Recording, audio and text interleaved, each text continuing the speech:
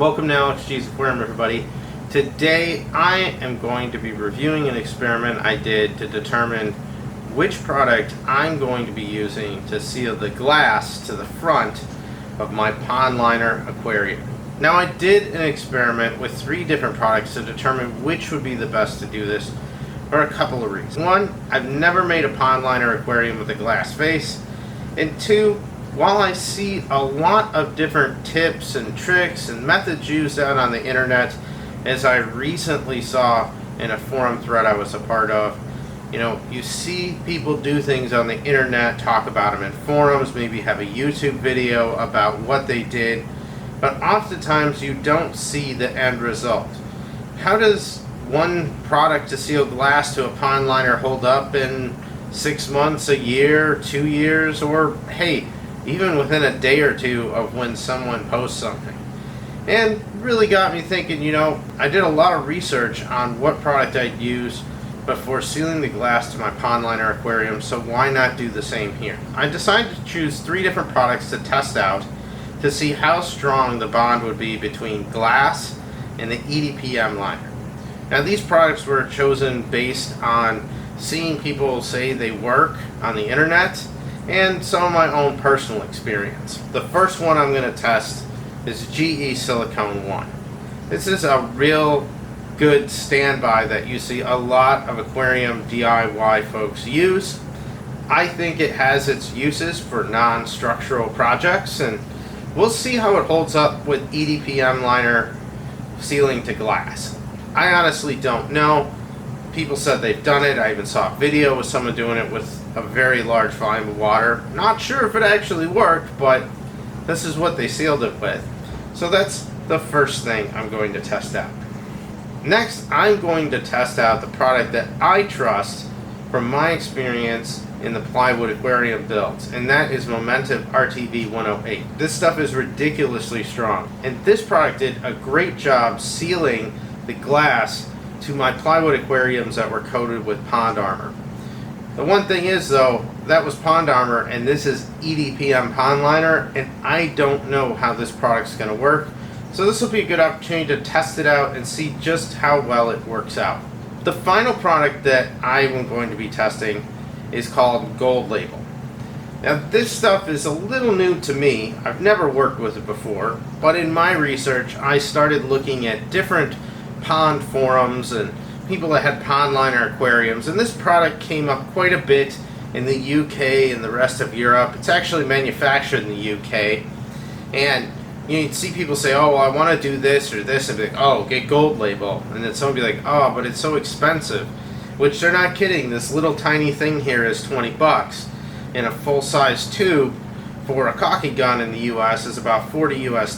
So the stuff's not cheap, but when you read it, it says it's fish safe, it seals underwater, it instantly repairs things, it's solvent free, and it bonds to all surfaces. And I specifically got it because it's supposed to bond to EDPM pond liners. Now, I have 3 products to test. Now, before I start talking about what I did to test, I want to preface that this test was to get some high-level preliminary data and not a very scientific test. I did 1 test with each product and 2 different types of tests. So while it does give me some results and tells me what I want to do, it's not a very scientific experiment. And honestly, I would say if you want to try this out, find out what product might work for you, you really need to do multiple iterations of tests. But we'll talk a little bit more about that later in the video. To start the experiment off, I cut out 6 pieces of EDPM pond liner that were roughly the same size. One of them I clipped a corner on and I sanded with 60 grit sandpaper. The other I didn't do anything to. So not only are we testing each product's strength, but we're going to test each product's strength on unsanded versus sanded pond liner. And I thought this would be an interesting test. You often hear people say, oh, well, make sure you do sanding between coats, or sanding a surface before you're bonding it together, because it makes a difference in grip strength. Now, I've never really experimented outside with saying let's just not sand it, but I thought this would be a fun experiment on top of it.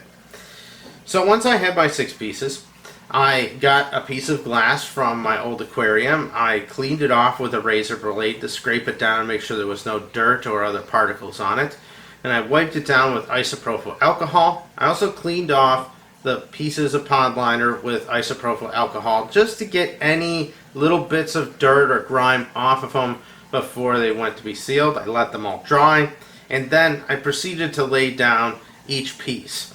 Now, I tested it out by putting about half of the pond liner on the glass and half of it off. Now, once I put these pieces of pond liner onto the glass, I let that seal cure up for over a week before I did any kind of testing. And in that time, I thought about how I wanted to do my testing.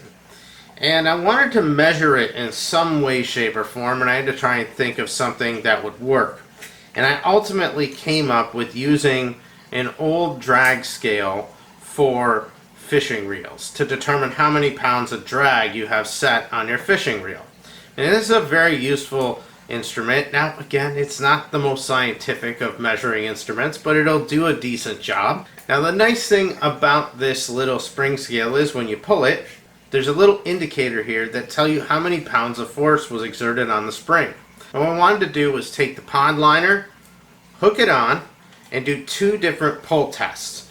First, I wanted to pull at a horizontal plane to the bonding surface. This should be one of the strongest bonds here, as the whole surface area of the sealed surface of the pond liner is going to be providing a grip force to this. So it should resist that. And to make things a little interesting here, I did this test on all 6 pieces, and when I did it to all 6 of them, it broke the pond liner with all of them. So the pond liner failed before the seal did, pulling parallel to the plane of the bond. And I was pretty impressed with that. I really didn't think that they'd all hold up. But I knew that test would probably not really stress the bond all that much because it's testing it on its strong side. Next, I did a perpendicular pull test where I pulled at roughly 90 degrees to the bonding area. Now this is going to test just the leading edge of that bond, and it's really going to test the weak point of it. So I proceeded to go through and test those one at a time. I'm going to put how many pounds of force they took to exert on each one of these as I go through them. To start off, the unsanded silicone one. This really did not work very well. As a matter of fact, when I took the unsanded silicone one, just folded it up, it kind of half fell off. So it really had no strength. It was pretty weak. Sanded silicone did hold a little bit more. It had a little bit stronger bond, but not all that strong. The next one was RTV 108 unsanded. Again, it pulled straight off, no grip strength whatsoever. Sanded RTV 108, that broke the pond liner. Then I moved on to gold label, and that, the first unsanded one, just flew off.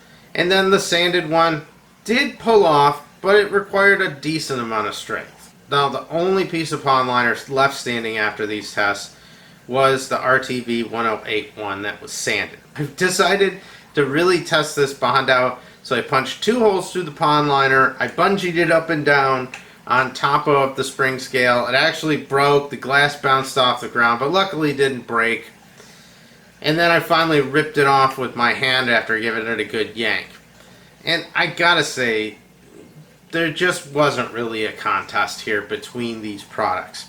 The RTV 108 was by far the strongest of these. Again, not the most scientific of tests. If the test results had been very similar between all these products in different ways, or close with a couple of them, I would have done a series of 2 or 3 tests each to see if I can get some better data.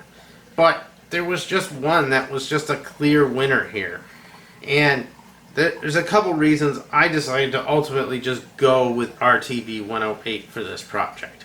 It wasn't just the strength, there were some other things at play here as well.